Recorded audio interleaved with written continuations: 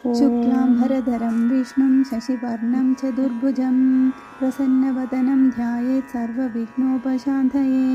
यस्य द्विरदवक्त्राद्य पारिषद्य परशदं विघ्नं निघ्नन्ति सततं विश्वक्सेनं तमाश्रये। व्यासं वसिष्ठनप्तारं शक्ते पौत्रमकल्मषं पराशरात्मजं वन्दे शुकतातं तपोनिधिं। व्यासाय विष्णुरूपाय व्यासरूपाय विष्णवे नमो वै ब्रह्मनिधये वासिष्ठाय नमो नमः। अविकाराय शुद्धाय नित्याय परमात्मने सदैकरूपरूपाय विष्णवे सर्वजिष्णवे।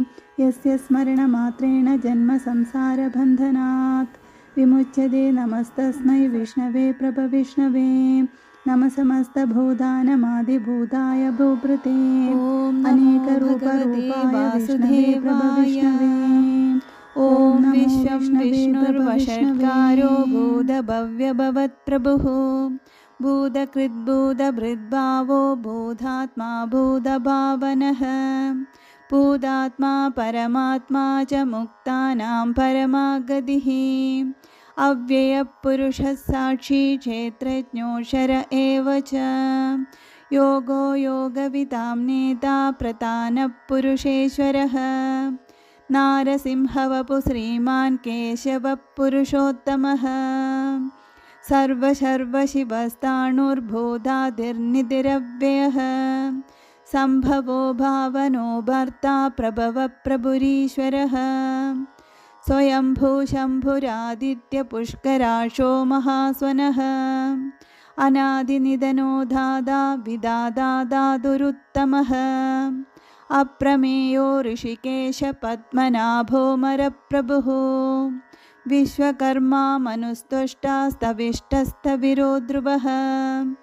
अग्राह्य शाश्वतकृष्णो लोहिताशप्रदर्दनः प्रबोधस्त्रिगुब्धाम पवित्रं मङ्गलं परम्।